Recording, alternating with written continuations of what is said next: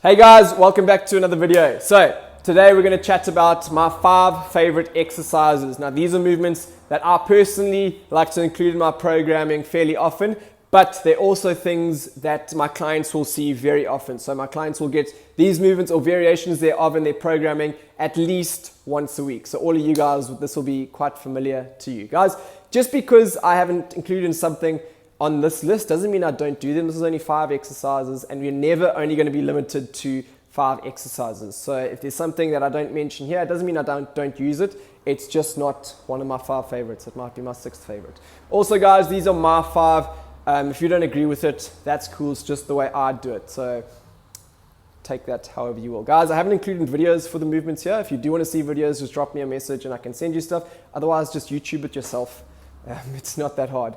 Okay, without further ado, guys, let me get into it. So, number 5, my 5th favorite exercise is going to be a hanging knee raise. Guys, these are great for working the abdominals as well as the hip flexors. Good for spine health, lower back health, but because we're hanging from a bar, we also get that grip work, guys. And that's something that I don't think we think about too often, but it is fairly important. Now, variations of this, you can go single leg hanging knee raise, which is also really good. But something I've started using recently is a single leg V-up. Now, this is obviously on a mat, so it takes that grip element out, but I find this way we're able to get into the abs and the hip flexors a hell of a lot more because we're not focusing on just hanging on the bar. So I use both of those variations, but like I said, the single leg V-up I've started using a little bit more recently.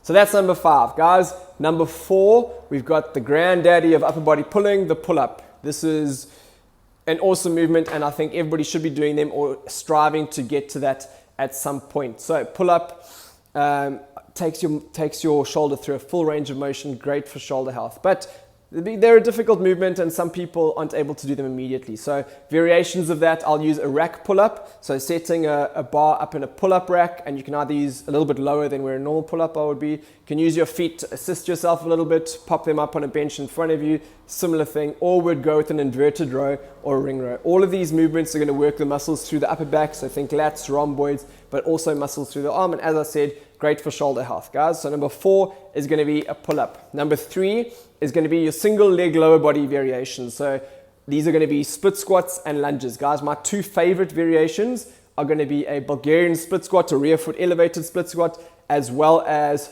a reverse lunge. Now, with both of these variations, I find that you're able to get into the glutes a hell of a lot more than other variations. And I like that because we're working the glutes more while still getting some hamstring and quad work going. So these are the movements that I use predominantly, the rear foot elevated split squat and the reverse lunge. And alongside that, depending on where we sort of add weight to that, whether it be dumbbells, something at your chest, a bar on your back, you're going to change where you're working, what's being worked the most. And you could add some core work to that as well, guys. So number 3 are going to be split squats and lunges, and like I said, specifically Bulgarian split squats and reverse lunges. At number 2, we've got a bench press, guys. So similar to a pull-up, really good upper body exercise. This is more of a pushing exercise though. Now, the reason I like a bench press, because in terms of upper body pushing exercises, this is the movement where you're going to be able to move the most weight, so you're going to put the most tension on your muscles. It can become a bit of a technical movement, so it does take a bit of learning, but when done right, there is no upper body pressing exercise that is as good as a bench press for that reason of being able to move the most weight on a bench press. So number 2 is a bench press, guys.